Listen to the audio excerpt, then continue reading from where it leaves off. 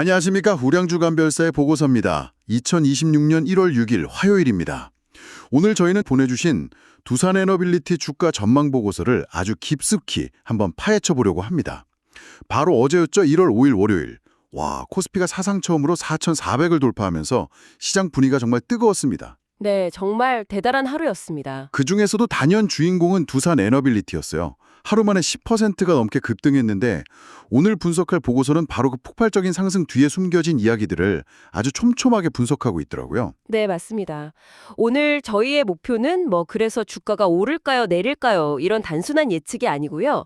보내주신 보고서는 이제 수급 데이터, 기술적 지표, 그리고 공매도 내역 같은 객관적인 자료들을 퍼즐처럼 맞춰보고 있어요. 아, 퍼즐처럼요? 네, 그래서 지금의 이 상승이 단순히 반짝하고 사라질 테마성 움직임인지 아니면 정말 거대한 구조적 변화의 시작을 알리는 신호탄인지를 가려내보자는 거죠.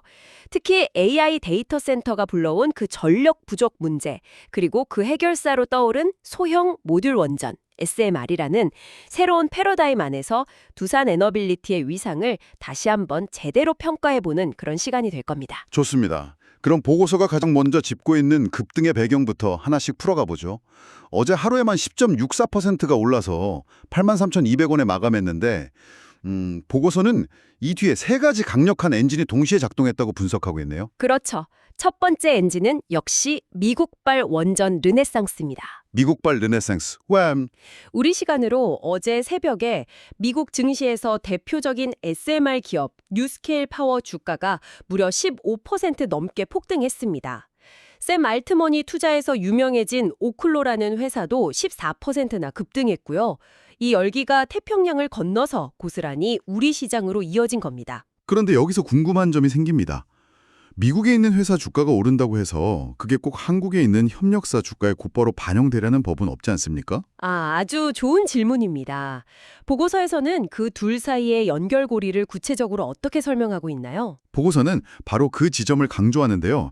두산 에너빌리티는 뉴스케일 파워의 단순한 부품 공급사가 아니에요. 아, 그런가요? 네, 수천억 원 규모의 전략적 지분 투자를 단행해서 주요 주주가 됐고요. 가장 핵심적인 기자재를 독점적으로 공급할 수 있는 권리까지 확보했습니다. 아하. 다시 말해 글로벌 SMR 생태계에서 제조 총괄 역할을 맡은 거죠. 그러니 미국에서 SMR 시장이 커진다는 건 곧 두산 에너빌리티의 공장이 더 바쁘게 돌아간다는 의미이고 그 가치가 주가에 직접 반영될 수밖에 없는 구조라는 분석입니다. 단순 협력 관계가 아니라 거의 운명 공동체에 가깝다는 거군요. 알겠습니다. 그럼 두 번째 동력으로 넘어가 보죠. 지금 라스베거스에서 한창인 CES 2026이 또 다른 기폭제가 되었다고요? 그렇습니다. 이번 CES의 최대 화두 중 하나가 바로 AI 데이터 센터입니다. 그런데 이 데이터 센터가 전기 먹는 하마로 불릴 만큼 엄청난 전력을 소비하거든요. 네, 그렇죠. 구글이나 마이크로소프트 같은 빅테크 기업들이 안정적인 전력 공급원을 찾기 위해 정말 혈안이 되어 있는데 두산이 이번 CES에서 그 해답을 딱 제시한 거죠. 그게 바로 보고서에 나오는 무탄소 에너지, CFE 솔루션이군요. 맞습니다. 여기서 CFE는 카본 프리 에너지, 말 그대로 탄소 배출이 전혀 없는 에너지를 말합니다. 원자력, 수소터빈, 해상풍력 같은 것들을 모두 묶는 개념이죠. 두산은 이 모든 걸 아우르는 통합 솔루션을 선보이면서 우리가 당신들의 전력 문제를 해결해 주겠다고 선언한 겁니다. 와, 특히 그 중심에 있는 SMR 주기기 제작 기술은 전 세계에서 두산 에너빌리티와 일본의 JSW 이렇게 단 두 곳 정도만 제대로 구현할 수 있는 정말요? 딱 두 곳뿐이라고요? 네, 초격차 기술입니다. 여기서 바로 SMR 파운드리라는 핵심 개념이 등장합니다. 잠시만요. 정리해보면 정말 흥미롭습니다. CES라는 글로벌 무대 위에서 AI 때문에 전기가 더 필요해 라는 시대적인 과제와 SMR이 바로 그 해답이야 라는 기술적 해결책이 극적으로 만났고 그 중심에 두산 에너빌리티가 있었다는 거군요. 정확합니다. 여기에 세 번째 동력까지 더해지면서 불이 붙었다고요? 네, 바로 작년 12월 16일에 있었던 체코 원전 수주라는 현실화된 성과입니다. 그때 정말 뉴스 많이 나왔었죠? 무려 5조 6천억 원 규모의 계약이었죠. 2009년 UA 바라카 원전 이후 15년 만에 쾌거인데 보고서는 이 수주가 단순히 실적 하나를 추구한 것 이상의 의미를 갖는다고 분석합니다. 어떤 의미인가요? 글로벌 원전 시장에 한국형 원전은 약속한 예산 안에서, 즉 언버짓, 그리고 약속한 시간 안에 언타임, 반드시 지어낸다는 신뢰를 다시 한번 각인시킨 사건이라는 겁니다. 아, 그게 중요하군요. 네, 원전 건설이 지연되고 예산이 초과되는 일이 비일비재한 유럽에서는 이게 엄청난 경쟁력이거든요. 이 신뢰 자산이 앞으로 있을 폴란드, 네덜란드, 사우디아라비아 같은 후속 수주전에서 가장 강력한 무기가 될 거라는 분석이죠. 알겠습니다. 미국발 훈풍, CES에서의 기술력 입증, 그리고 체코 수주로 쌓은 신뢰까지 이 세 가지 동력이 완벽한 삼각편대를 이뤘다는 거군요. 그런데 아까부터 계속 언급되는 SMR 파운드리, 에너지계의 TSMC라는 비유가 정말 귀에 쏙 들어오는데요. 좀 더 자세히 설명해 주시죠. 반도체 산업의 TSMC를 떠올리시면 이해가 아주 쉽습니다. 패블리스 기업인 엔비디아가 아무리 뛰어난 AI 칩을 설계해도 그걸 실제로 웨이퍼에 새겨서 만들어주는 파운드리, 즉 생산 공장인 TSMC가 없으면 소용이 없잖아요. 그렇죠. 설계는 설계고 생산은 또 다른 문제니까요. SMR 산업도 똑같습니다. 뉴스케일 파워나 엑스에너지 같은 수많은 기업들이 SMR 설계도를 그리고 있지만 이 설계도를 바탕으로 실제로 쇳물을 녹여서 원자로를 만들어낼 수 있는 제조 역량을 갖춘 회사는 전 세계적으로 극히 드물다는 거죠. 그냥 쇠를 깎고 용접해서 만드는 게 아닌가 보군요. 대체 뭐가 그렇게 기술적으로 어려운 건가요? 원자로 용기는 원자력 발전소의 심장입니다. 심장. 심장, 수백 도가 넘는 고온과 엄청난 압력, 그리고 강력한 방사능을 수십 년간 견뎌내야 합니다. 이걸 만들려면 수만 톤의 힘으로 쇳덩이를 내리쳐 모양을 잡는 초대형 단조 설비와 마이크로미터 단위로 깎아내는 정밀 가공 기술이 필수적입니다. 와, 상상도 안 되네요. 두산 에너빌리티 창원 공장에는 세계 최대 규모인 17,000톤 프레스가 있고요. 지난 40년간 한국형 원전을 만들면서 쌓아온 노하우는 정말 돈으로 살 수 없는 자산이죠. 인증 문제도 중요하겠네요. 물론입니다. 보고서에서도 ASME 인증을 언급하는데요. 이건 원자력 기기 분야의 국제 표준 같은 겁니다. 이 인증이 없으면 사실상 원자로를 만들어서 수출하는 게 불가능해요. 두산은 이 모든 걸 갖추고 있기 때문에 뉴스케일 파워가 첫 상용 SMR 제작을 맡긴 건 여러 옵션 중 하나를 고른 게 아니라 거의 유일한 선택지였다는 것이 보고서의 시각입니다. 에너지계의 TSMC라는 말이 과장이 아니었군요. 비유는 정말 매력적인데 한편으로는 이런 생각도 듭니다. 반도체는 고객사가 수백 개에 달하지만 원전은 고객이 국가 단위의 소수잖아요. 네, 그렇죠. 소수의 큰손에게만 의존해야 하는 리스크는 없을까요? 정확한 지적입니다. 보고서도 그 리스크를 인지하고 있고 두산 에너빌리티의 또 다른 사업 포트폴리오가 그 완충 역할을 한다고 분석합니다. 아, 다른 사업도 있군요. 네, 바로 가스터빈과 해상풍력 사업인데요. 세계 5번째로 독자 개발에 성공한 발전용 대형 가스터빈은 국내 노화력 발전소 교체 수요가 확실해서 안정적인 캐시카우 역할을 할 것으로 기대되고요. 10메가와트급 대형 해상풍력 발전기 역시 원전 수주가 없는 공백기에도 꾸준히 현금을 창출해주는 든든한 버팀목이 되고 있다는 평가입니다. 알겠습니다. 펀더멘털의 큰 그림이 확실히 그려지네요. 그렇다면 이제 돈의 흐름, 즉 데이터를 직접 들여다볼 시간입니다. 이 보고서의 백미인 것 같은데 1월 5일에 시장에서는 대체 무슨 일이 있었던 겁니까? 한마디로 수급의 지각 변동이 일어난 날이라고 표현할 수 있습니다. 지각 변동? 네. 데이터를 보면 정말 드라마틱해요. 외국인 투자자들이 1월 5일 단 하루에만 344만 주를 순매수했습니다. 와, 344만 주요? 네. 이게 어느 정도냐면 직전 10거래일 동안 사들인 양을 다 합친 것보다도 많은 양입니다. 많이 샀다는 건가요? 바로 그겁니다. 심지어 체코 수주 당일에는 외국인들이 오히려 차익 실현 매물을 쏟아냈습니다. 아, 그런데 이번에는 정반대의 움직임을 보인 거죠. 이건 외국인들이 두산 에너빌리티를 바라보는 관점 자체가 근본적으로 바뀌었다는 강력한 신호로 해석할 수 있습니다. 이 매수세 덕분에 외국인 보유율이 오랫동안 갇혀있던 22%대 박스권을 단숨에 돌파해서 23.13%까지 치솟았습니다. 외국인들이 태세를 완전히 전환했군요. 그런데 이렇게 강력한 매수세의 반대편에서는 비명을 지르는 쪽이 있었을 것 같은데요.